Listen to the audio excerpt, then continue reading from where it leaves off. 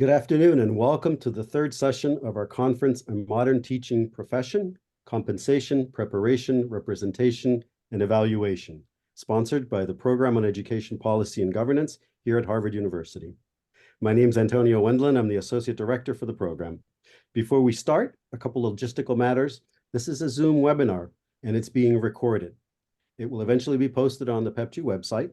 That means also that everything we share here today is a matter of public record. For the audience, we hope to have ample time for Q&A. And if you have questions, please use the Q&A function here in Zoom, and we will do our best to get to your questions. It is my pleasure now to introduce the program's director, Professor Paul Peterson, Henry Lee Shattuck Professor of Government here at the university. Paul? Thank you, Antonio. I'm delighted to welcome everyone to our conference on a modern teaching profession. The teacher is the most important resource that schools have in order to educate our children. We need to pay our teachers well, and we need to pay our teachers the right way. We discussed these issues in our last two sessions. But should teachers be held accountable for student outcomes? And if they're to be held accountable, should student test performance be part of the accountability system?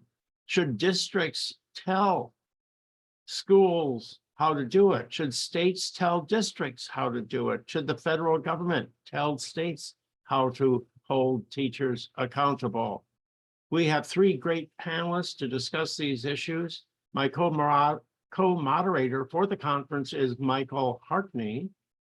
He is a Hoover Fellow at the Hoover Institution at Stanford University. He's an expert on teacher policy and teacher representation. He is with us today to introduce our panelists. Michael, I turn it over to you. Great. Thank you, Paul. We're really fortunate today to have three fantastic panelists. We're first going to hear from Matthew Kraft. Matt's an associate professor of education and economics at Brown University and a research associate at the National Bureau of Economic Research. Matt will then give way to Tom D. Tom is a Barnett family professor at Stanford University's Graduate School of Education and also a senior fellow at the Hoover Institution. And finally, we're very fortunate to have Michelle Rhee. Michelle began her career as a teacher in the Baltimore City Schools before going on to found and lead the New Teacher Project, an organization devoted to improving new teacher hiring policies and practices. In 2007, at just 37 years old, Michelle was tapped by Washington, D.C. Mayor Adrian Fenty to lead the city's public school system, a position that she held until 2010. Matt, the floor is yours. Thanks so much. It's a real pleasure to be here today virtually with everyone and to have this conversation with Tom and Michelle. And I really do hope that it is a conversation, because I think these are questions that are challenging, but also incredibly important for students and families and teachers and our public education system as a whole. You know, we're here today under the call to talk about what we have learned and where we should go in efforts to evaluate teachers and develop a performance system that makes sure that we have the best and brightest and most effective educators in front of each and every one of our students. And I think it's easy to, in hindsight, look back and critique what we wish we would have done differently and assail attempts to change the status quo. But I think it's important to remember that the status quo 15, 20 years ago was not working for students or teachers. It was a system in which we rarely talked about instructional practice in public education.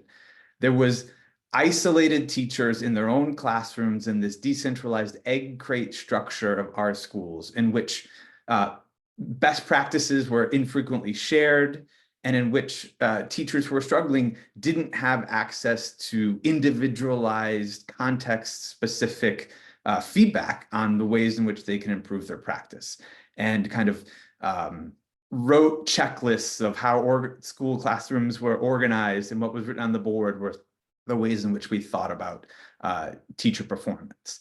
And that has changed in one of, I would argue, the most widespread and important education policy reforms over the last several decades. And that came about through a confluence of different events. And I think the kind of political history of that is an important part of the story that I won't have time to talk about. But through particularly the Obama administration's efforts to incentivize teacher evaluation forms via the Race to the Top grant, as well as the kind of strong nudge to receive a waiver from No Child Left Behind requirements, 44 states implemented some degrees of reforms to their teacher evaluation systems. And in our decentralized education system, that's incredibly rare. What we have learned since then, in some of my research, along with my collaborators and colleagues and a whole host of other scholars, Tom, of course, very much at the forefront of this work, has documented some important facts. One of the facts is that before these reforms began starting around 2010, very few teachers received a performance rating that was below kind of satisfactory.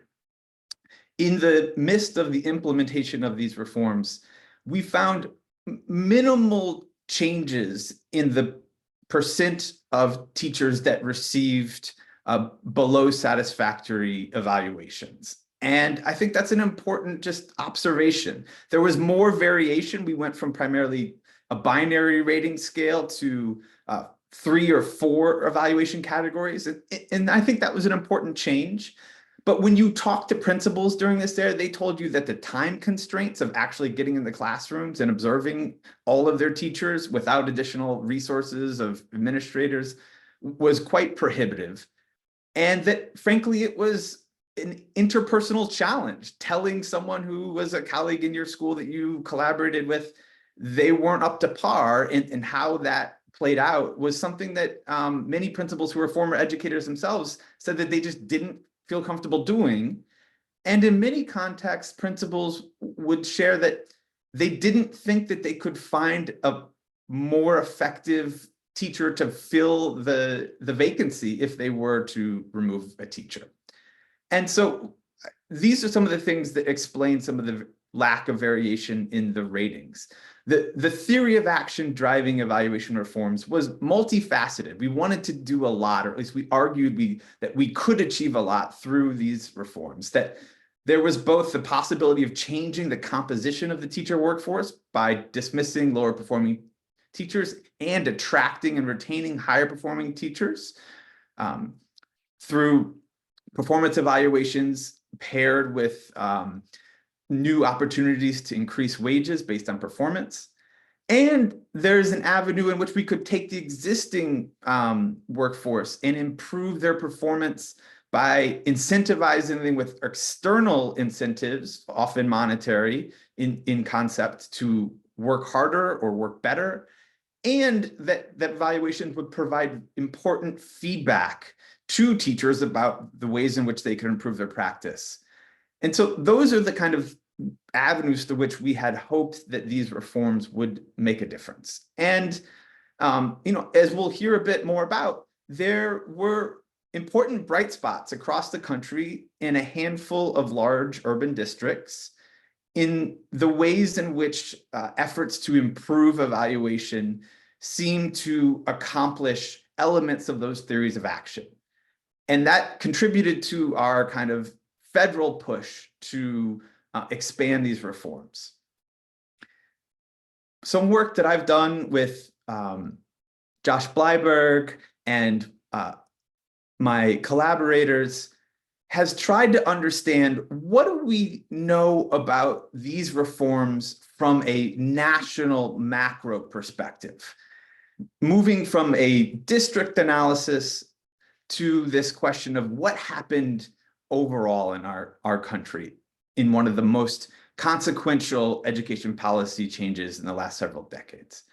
And we study that by examining the timing of changes in these new implemented teacher evaluation systems at the state level. And we should all remind ourselves that this is a quite variable treatment, that teacher evaluation reforms look different in Alabama than it looked in Alaska, than it looked in Arkansas. And so we're getting this kind of average effect across a variable type of reform, but a meaningful one in many contexts. And we find that these reforms had interesting and kind of variable effects that are very consequential for the future of the teacher workforce and student outcomes. We know that these reforms, for example, contributed in part to a decrease in the overall supply of new entrants into the teaching profession. We estimate that there's about a 16 percentage point decline in states that adopted these reforms in new entrants into the profession in those states. At the same time, we also find that those new entrants are less likely to come from colleges and universities that had unselective admissions processes. So a very loose proxy of what we might think is a signal of teacher quality, that we were less likely to get teachers that we think may have less success in the classroom. So this kind of nuanced balance of finding. When we look at short to medium term effects on student achievement as measured by the high stakes tests that are given by each individual state across 3rd through 8th grade, as well as low stakes tests, the National Assessment for Educational Progress, our kind of gold standard ruler of how we are doing as a nation, we find little evidence that these reforms, on average, across these states that adopted them, impacted student achievement. And we also are able to look at whether or not these reforms impacted high school graduation rates and college attainment, although we are still observing the potential of those effects as we see more and more cohorts that were educated under these reforms graduate. There again, we find really no compelling evidence of effects on educational attainment. And so I think we have an opportunity to ask ourselves, why might we have struggled with this process of taking some bright spots in selected urban districts and scaling that with efficacy as a nation? And I think there's a handful of likely explanatory factors. One is that these reforms were very politically unpopular among different, of course, unions eventually, although at least the AFT initially was part of the conversation about having these reforms. And both lawsuits and mobilization at the parent and local legislative level really scuttled a lot of the features of these reforms. That the nature of our decentralized education system makes it very difficult to actually implement reforms that are top down, as were the primary ways in which these reforms were motivated and incentivized in our context. And that these reforms came with, although Race to the Top had meaningful grants that states received, that was only, I believe, less than 20 states, and those accounted for less than 1 to 2% of an annual budget in each of those states. And so, you know, there weren't all of a sudden new administrators to do the heavy lifting here. And so we added that task to current principals and administrators' big plate of work. And so those capacity constraints were real. I think another important question, particularly for the research community, is what do we think about the generalizability of the existing body of research that finds positive effects for the broader country?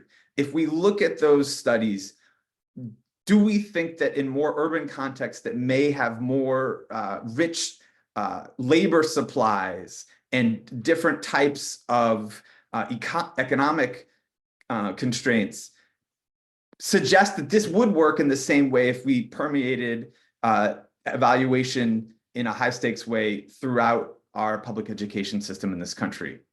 And the last, and I think incredibly important challenge is that in many of the original attempts to improve evaluation systems, they were paired with quite meaningful, as in DC, increases in potential permanent wage gains for teachers. So there was a perceived loss of job security because of the high stakes evaluations.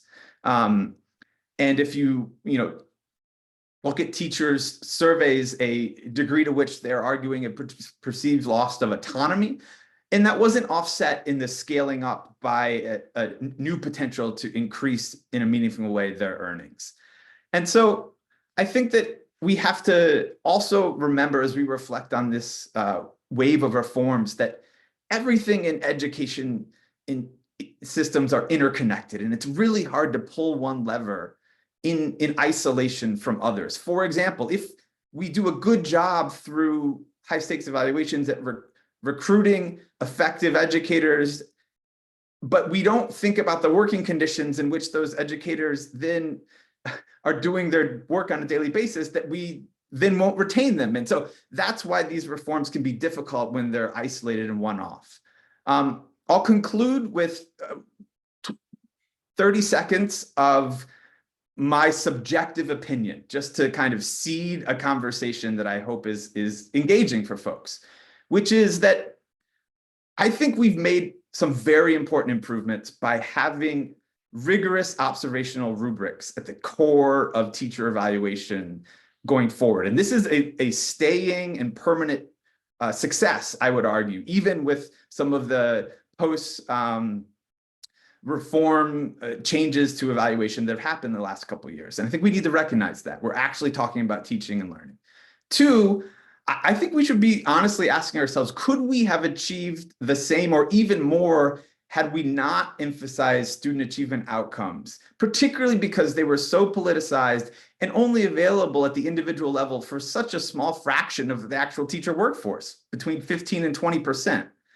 I think we also kind of tried to have two things at once: evaluation for high stakes performance and evaluation to provide rigorous feedback.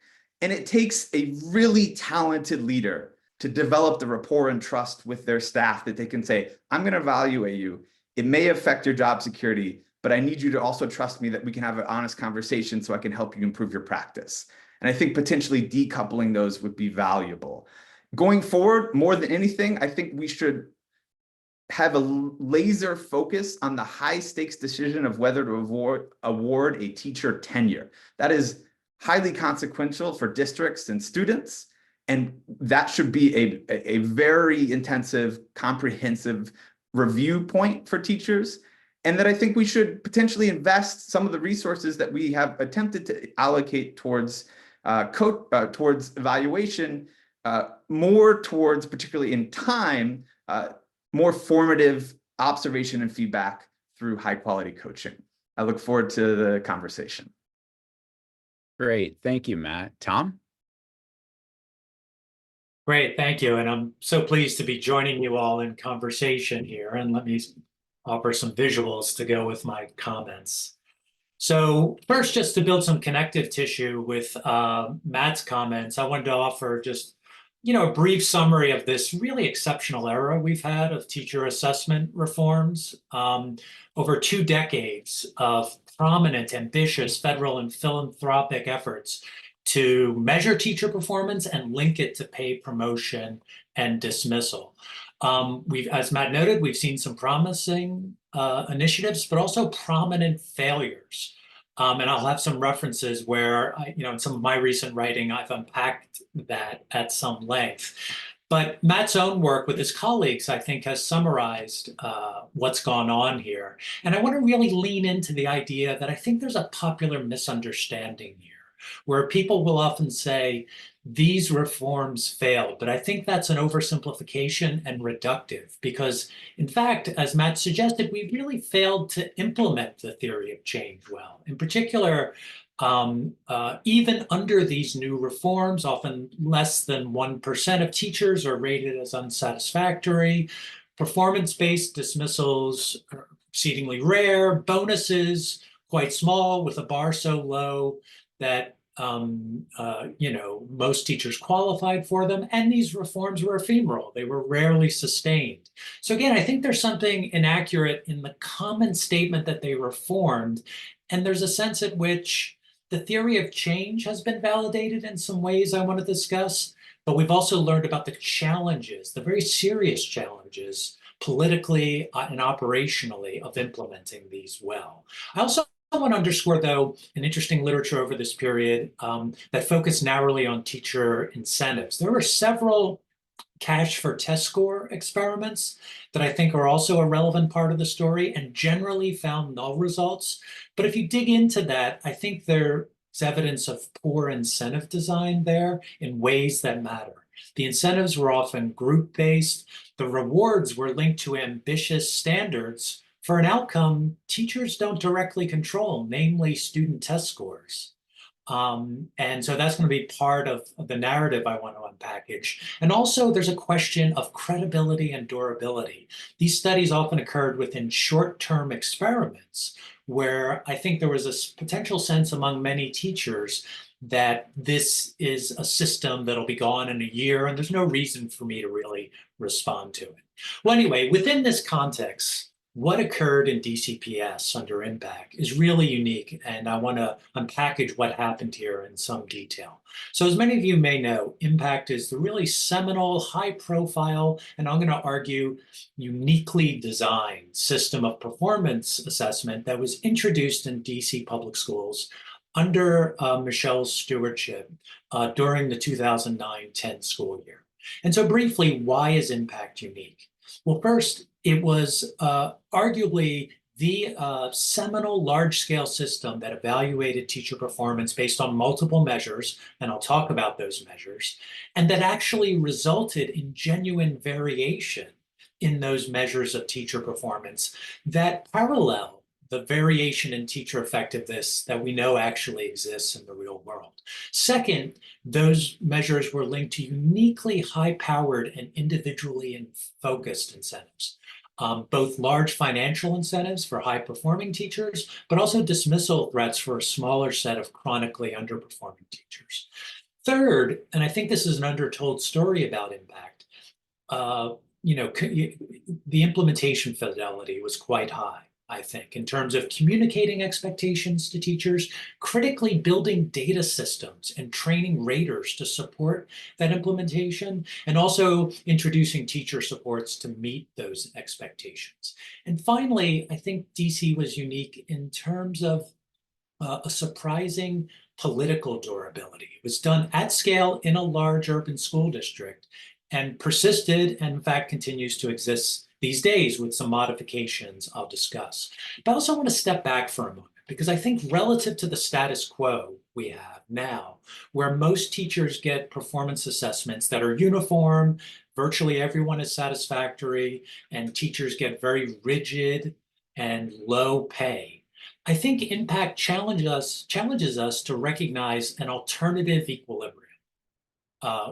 One that embodies a different view of teacher professionalism. DCPS introduced higher base pay, but also differentiated pay that is substantially higher for high-performing teachers serving in the schools serving our most educationally vulnerable students, and coupled that higher pay with meaningful assessments and consequences linked to them, which is not uncommon in many professions. And I want to share with you a graph that DC puts out now that I think really illustrates this powerfully. This is a pay profile for teachers in DC and some neighboring school districts. So in the bottom, for example, in yellow, you've got the age earnings profile in Montgomery County. In purple, you have it for Prince George's County. And in black, you could see the baseline for teachers in DCPS, which is above that. So base pay is higher throughout the career. But then you can also see the substantially higher pay that can be earned by high-performing teachers in schools, again, serving vulnerable students. And just to underscore this, for example, if you were teaching in Prince George's County outside Washington, D.C., you'd have to be in the winter of your career, nearly 20 years in, before you'd get to something like $80,000 in pay. Whereas a teacher who's high performing in DCPS can be into six figures within just 5 years, and consistently high performing teachers at $140,000 before they've reached the 10th year in the classroom. So in terms of lifetime compensation, this is extraordinarily different. In terms of present value, we're talking about a 7-figure change in lifetime earning. Okay, so what goes into the measurement here? Well, I want to stress, I think this is another area where there's been misinformation and misunderstanding. Most people key on test-based measures, but what's really relevant in these systems are the kinds of measures of classroom practice Matt described. For example, in DCPS, for most teachers in its first incarnation, 75% of the score was based on direct classroom observations that were anchored to an explicit rubric for effective instruction. Now, test scores did play a role, but again, for most teachers, it got a 10% weight, and it wasn't based on high stakes assessment, but rather on low stakes tests and a so-called teacher assessed student achievement measure, where teachers would work with their administrators to articulate learning goals anchored to content mastery and years of learning. But where there was a great deal of concern was around a smaller subset of teachers for whom value added could be defined. In DC, these are the so-called group 1 teachers. And I want to stress, it was something like, during the period where I was studying this, 17% of general education teachers, because for the vast majority of teachers, you could not even define teacher value added. For that smaller set of group 1 teachers for whom it could be defined, their impact score, 50% of that was based on student test score gains on the DC CAS. Now, that has since been modified. It's now only 25% of the score is based on that, and it's not based on 1 year of value added, but rather 2 years of data averaged over a 3-year period. And teachers in this group 1 setting also get 15% of their score now based on the teacher assessed measure I described. So again, some really fundamental misinformation out in the field, I think, that dramatically overstates the role of tests in evaluating teachers under impact. There are also a few other smaller components. 10% was originally based on administrator characterization of a teacher's commitment to school community. There was also originally 5% of the score based on a school level value added measure, but that was zeroed out at some point, and there's now a role for student surveys of teacher practice. And there's also a way for administrators to add to teacher scores based on teachers demonstrating core professionalism. It wasn't part of the system. The idea was an expectation that all teachers would do this, but teachers who did extremely well could add on to their score with this. Okay, so one of the things I mentioned is DC was unique in actually generating variation in measures of teacher performance. And the context that allowed this, where principals and site administrators contributed to this, I think is important in DC, and part of perhaps why this kind of variation in measured teacher performance failed to replicate in so many other places. But I also want to talk a little bit about these bands here. In the left band, ineffective teachers, that's about 2% of teachers in the early years I studied. Around 14% were minimally effective, 14% highly effective, and nearly 70% in this effective band. What did that mean? Well, for the very few teachers in the far left, they were dismissed. For the larger subset of teachers in the minimally effective band, they were told they would be dismissed in the next year if they didn't become effective, and also had an increase in pay withheld. For the vast majority of teachers in the effective band, it was business as usual. And for teachers in the highly effective band, they received a bonus payment, but critically were told if they could be highly effective again, they would receive a permanent base pay increase that over-indexed for teachers, again, serving students in higher poverty schools. And the present discounted value of that permanent pay increase could be really substantial. So again, you have high-powered incentives here, both in terms of dismissal threats and substantive increases in pay. And this creates also a research opportunity that I and my colleague Jim Wyckoff have leveraged in some of our work. Impact created a really substantial contrast in teacher incentives at those thresholds between minimally effective and highly effective, or effective and highly effective. So Jim and I have studied this in a so-called regression discontinuity study that basically compares what happens to teachers who are just on either side of this threshold. Gives us unusually causally credible evidence on the theory of change. Do these incentive contrasts matter for what happens to teachers? And so in the first set of ratings where teachers were designated minimally effective in the summer of 2010, we actually didn't see an effect, but I think there was a context then when many teachers thought the system wouldn't last. But when we dial forward to summer 2011, twice minimally effective teachers were dismissed for the first time, and arguably the credibility and durability of the policy was established.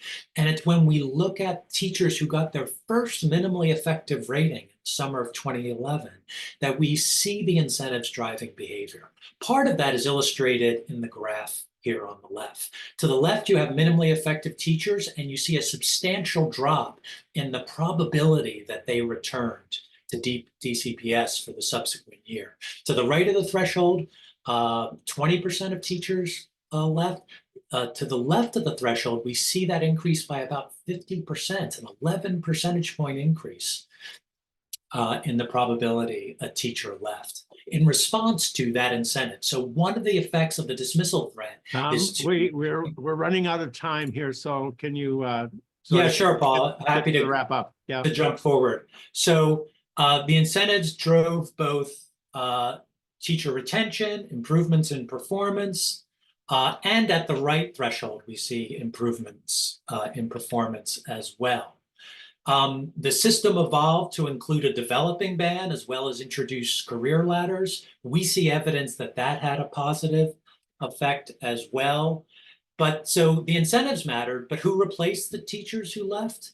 Well, we saw when in this quasi-experimental study, when low-performing teachers left the school grade cell, they were replaced with much higher performing teachers and student achievement increased. There's also evidence that over this period, DC improved dramatically in terms of NAEP scores, and a quasi-experimental study from Mathematica finds that true relative to a comparison set of teachers.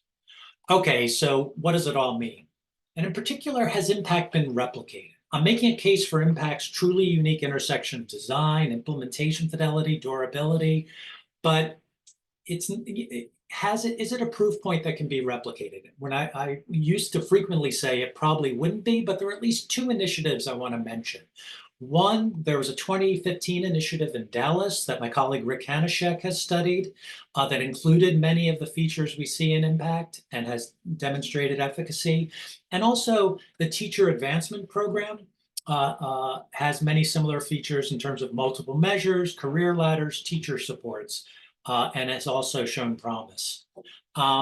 So to sum up, we have compelling evidence from at least a few, precious few, promising reforms of how we assess, evaluate, and compensate teachers. Thank you very much, Tom.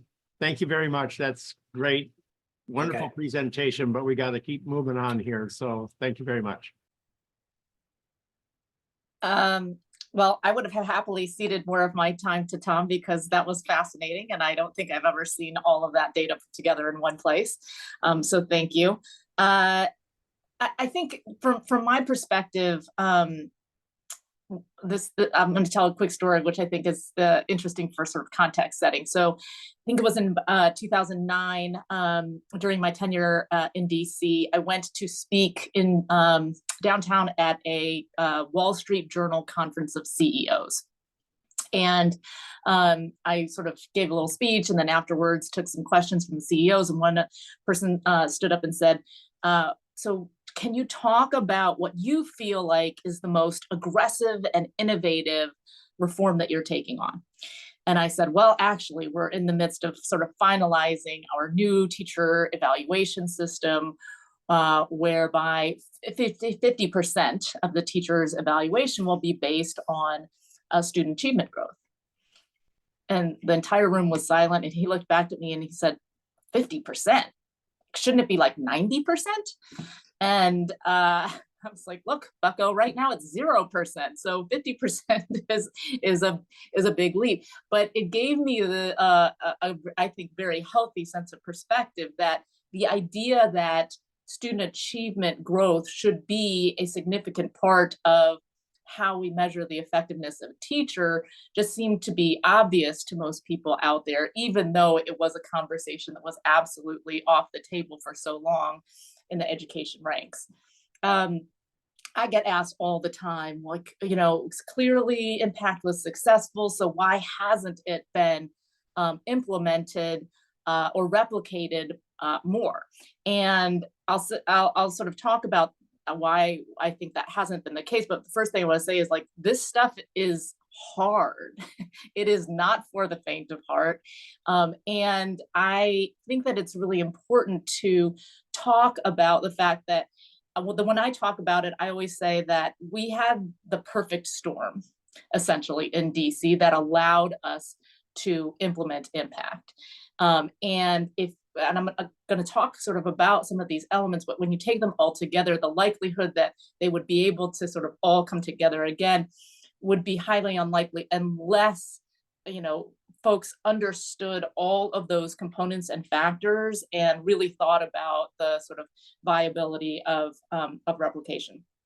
So the first is that when we were coming up with this model, this had never been done before. And we actually were incredibly fortunate to have lots of different researchers and academics kind of helping us think through, like, what are the factors, the various factors that should be taken into account in teachers' evaluation. But when it came time for us to say, all right, well, here are the factors, and but what percentage should each factor play, then I couldn't get any of my calls returned. It was radio silence. The kids today would say I was ghosted. I was incredibly fortunate that Tom Kane from Harvard, who was actually my thesis advisor when I was at the Kennedy School, was the one person who was like, all right, I'll weigh in on this, and really helped us. But when we originally came up with the 50% this, 30% this, 10% this, as Tom was referring to, we didn't know whether that was right or not. And I think one of the most important things in the mindset ongoing of Kaya Henderson, who was my successor, and the team as they implemented year in and year out, was the willingness to say, like, the original way we structured this may not have been right. And so we have to be really sort of looking at, thinking about, and taking into consideration input that we're getting so that we can continually modify to make this better. The second thing I would say is, the big elephant in the room is teachers' unions, right? And everyone wants to say, oh, the teachers' unions are like the root of all evil. They are the reason why we can't do this. I'll say two things. One is the teachers' unions generally are doing exactly what they're supposed to be doing. Their job is not to figure out ways to maximize student achievement. Their job is to protect the pay and positions of their members, and they do that quite well. I was incredibly fortunate in DC to have a very unique and innovative teacher union leader in George Parker, and his willingness to sit down at the table, talk through these things, have the hard conversations, was incredibly unique, and I think cannot be underestimated at all. Third is something that both Tom and Matt referred to, which was implementation. We were incredibly fortunate on multiple levels. One was that we were able to raise external dollars, significant amounts of external dollars, to help implement the initial phases of impact. And that included hiring the master teachers who were going in and observing our educators, and the ability to have trusted folks who were experts in their subject area and grade level, working with teachers and giving them meaningful feedback. I can't understate sort of the importance that that had in building confidence amongst teachers in the new evaluation system. And Tom, to your point, I mean, we literally had groups of our staff who were looking at, like, any time that for a particular teacher, when you had their administrator scores and their two separate master educator scores, when there was too much variation between any of those folks, we would literally bring their files in, geek out, look at them, try to figure out. So it was that level of detail that we had the good fortune of being able to go into because we had the resources to implement this well. Fourth, I'd say political viability of this. You know, it cannot be, I can't overstate the importance of having Adrian Fenty as our champion in this. There are very few politicians in the history of the country, I would say, who had the fortitude that Adrian did to kind of cut out the political noise and say, we're going to do this because this is the right thing to do for kids. This is the best thing that I can focus on as a mayor in my city. And, you know, politics be damned, like we're going to do this thing. I don't think that there is enough of that, and none of this could have happened without his support. And then the last thing that I'm going to say is that I think we did an incredibly poor job of messaging. And this goes a little bit to kind of what Matthew was referring to earlier. What are we doing? Why are we doing it? Who's this going to impact, right? I think when we said, look, we're going to implement this new teacher evaluation system and 50% of the evaluation is going to be based on student achievement outcomes, that was incredibly scary to people. It's not that the general public, whether it's teachers, parents, students, anyone, doesn't understand that there are high performing and highly effective teachers and there are ineffective teachers. Everyone knows that, right? But when we went out initially and said we were going to do this, I think a lot of our teachers felt like, okay, while that may make sense philosophically, I don't actually know whether I'm going to be one of these teachers or one of these teachers. And so it caused a lot of, it evoked a lot of fear. And I think that we didn't do a good job of really thinking about how we were going to message this to teachers to sort of allay those fears, to make it clear to both them and the public what we were doing, the fact that we were going to be very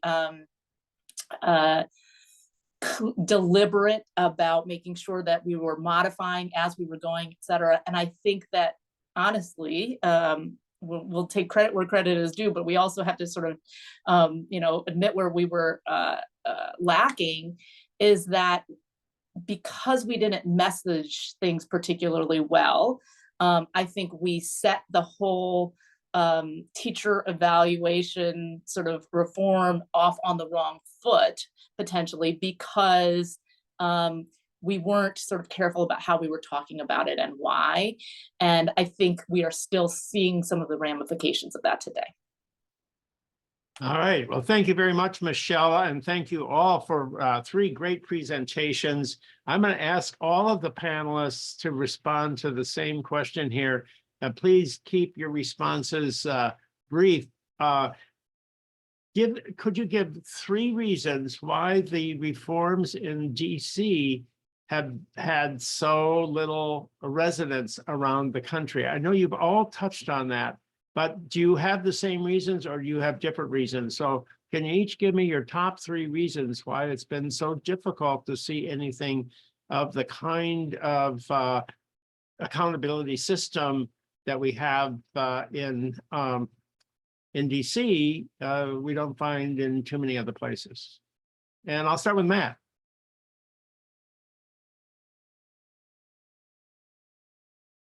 Great question. I'm really interested in what my fellow panelists have to say about this. I would say 3 primary reasons have to do with the fact that many education leaders and local administrators and actual teachers in the classroom like to implement reforms that they have a voice in co-constructing. And I don't think that the ways in which these reforms were scaled was done in a way that provided a seat at the table for them to say, here's how I think we could modify it, or how we might make it more apt for our context. And so that's one. You got to go on. 1. Teacher voice.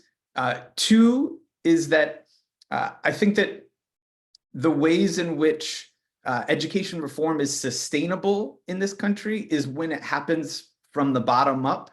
That's how we expanded, for example, full day kindergarten, and eventually it became so popular in the grassroots that states started to adopt it, and then the federal government, and we went reverse here. We went federal government after a few bright spots.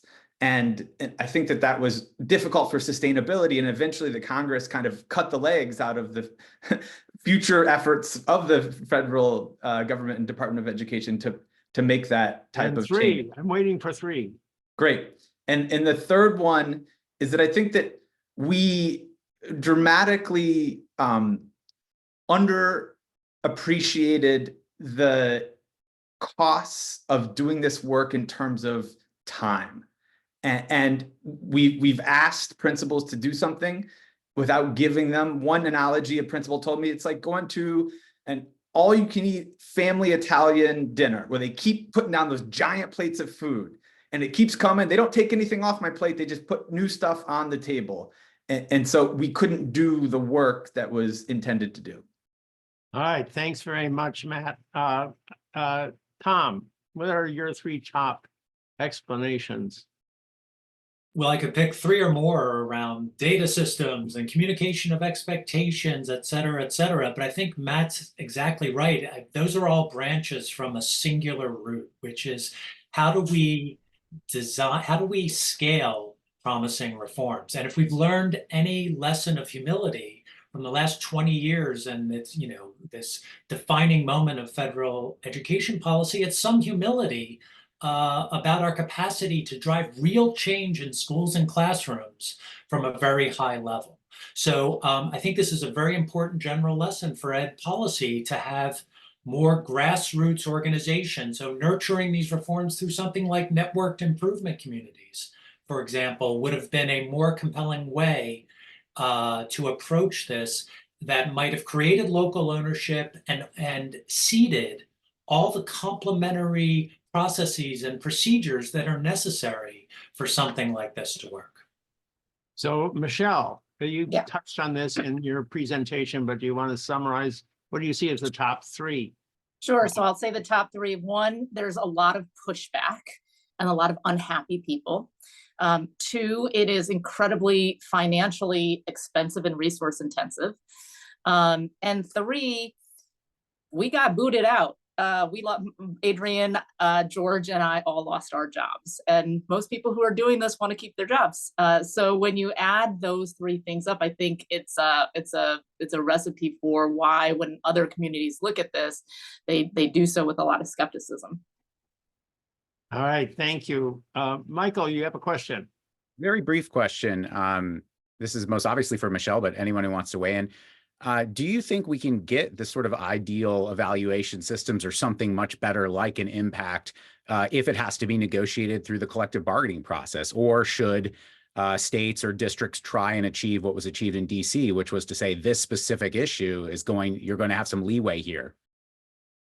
I think it would be incredibly difficult to negotiate what we did through the collective bargaining process. I think only if you had some, leaders like George Parker in there who were really willing to come to the table and think critically about it. Otherwise, I think it's incredibly hard to do. That said, I agree with what both Matt and Tom were saying about sort of the need to mobilize folks, and that can be teachers, that can be parents, students. Like, there are broader interests in the community that can, I think, be a part of how to do that well. So a question I have is about tenure. Tenure should be the point, or something like tenure that we have in education today. Shouldn't that be a point where the administrator really takes a careful look at the person coming up for tenure? And at what point should that take place? And is this an opportunity to implement this policy without, coming up with new rules and regulations and procedures and so forth that could become a much more meaningful part of our assessment of teachers and how to make it a stronger profession? So, yeah, I'll ask Tom that question first. Well, obviously, it's an incredibly important decision. In particular, there's good simulation evidence of the incredibly high costs of getting that decision wrong.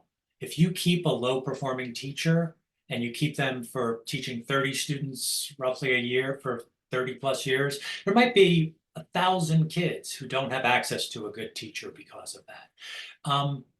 And so doing better is important, but it's still going to require everything we've been discussing here: the right measures, the buy-in, the political durability, et cetera.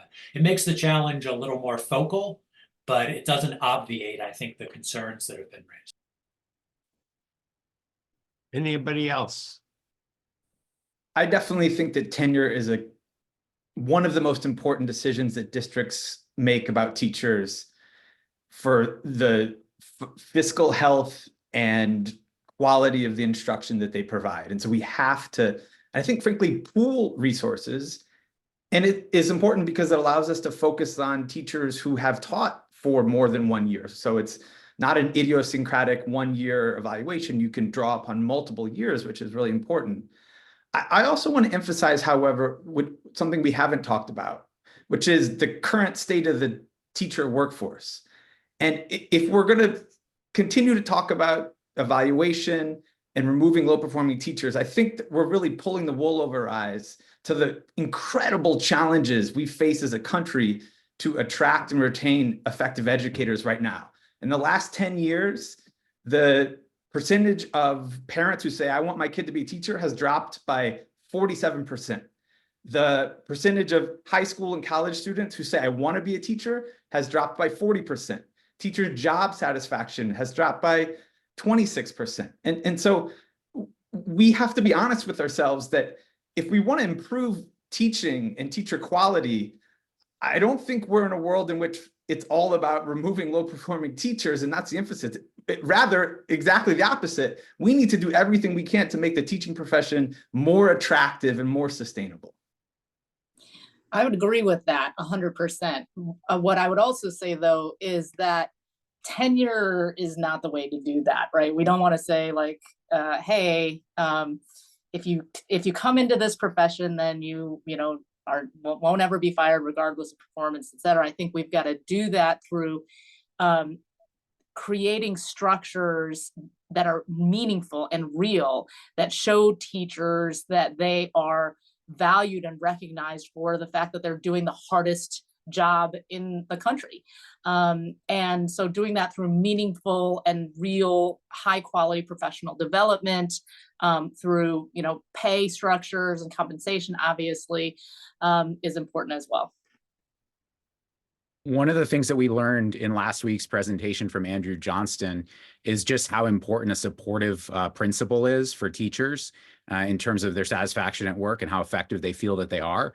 We haven't really talked much at all about the importance of principals as instructional leaders. This seems like a reasonable concern from teachers when it comes to their evaluation. We know, for example, that a non-trivial share of principals in this country got their start as the PE coach and didn't necessarily come up through math or reading instruction. So what role does the principal play here? And maybe should we have started with principals in terms of our evaluation reforms in the 2010s? So we actually did start with principal accountability before we started with teacher accountability, because we knew, I mean, the leader in the building sets the tone, the culture. We had some schools where nobody had any problem with the implementation of impact because the principal was so good at ensuring that people understood what was going on, that they were supporting them through the process, et cetera.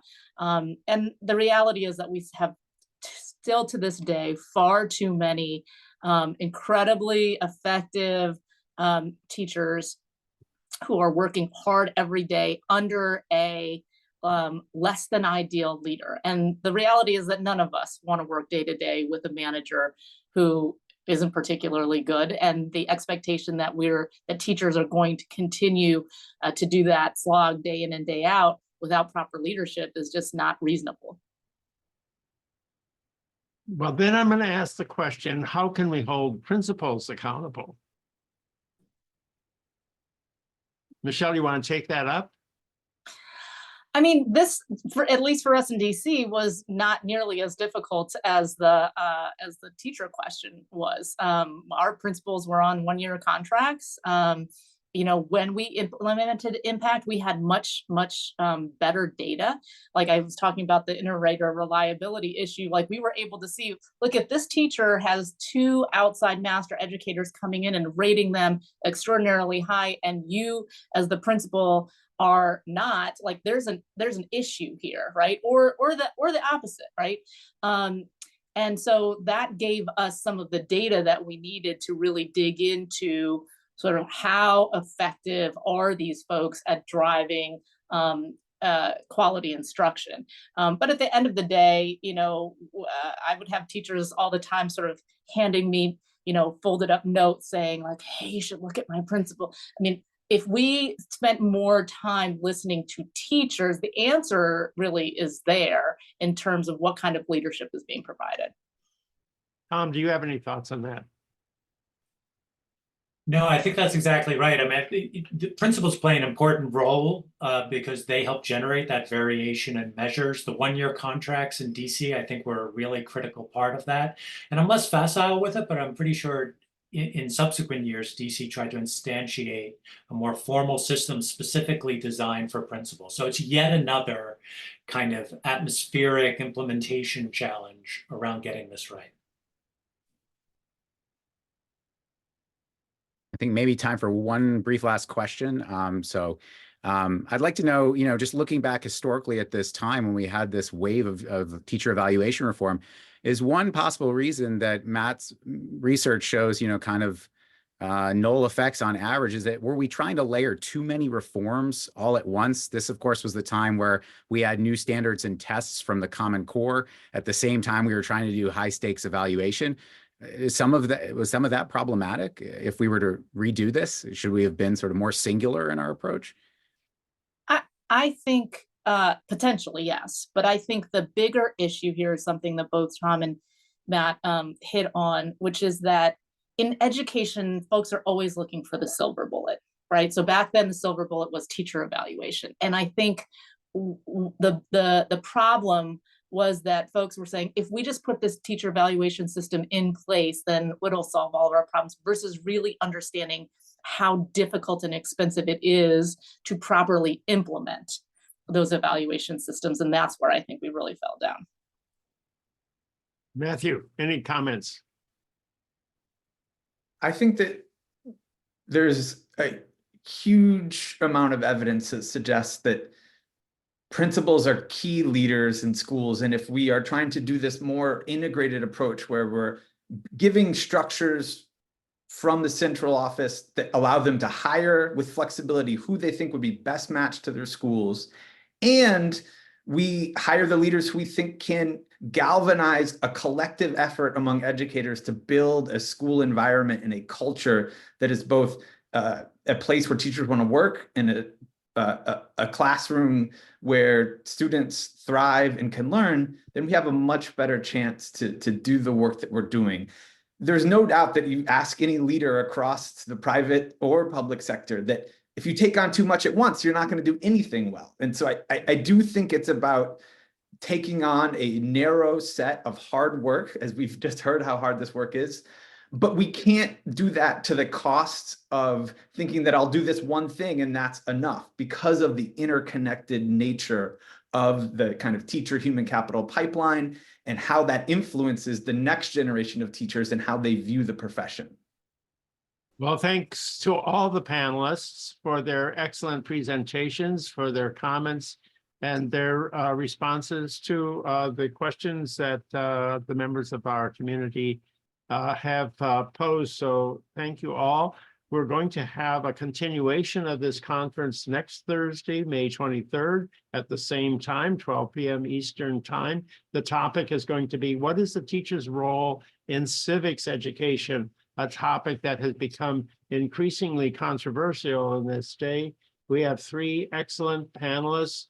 We have Paul Carisse, who's a professor at the School of Civic and Economic Thought at Arizona State University, Morgan Polikoff, professor at Rossier School of Education at the University of Southern California, and Robert Pondisio, senior fellow at the American Enterprise Institute. So please join us 1 week for today to discuss what is the teacher's role in civics education. Thank you all for joining us today. We look forward to your joining us in a week.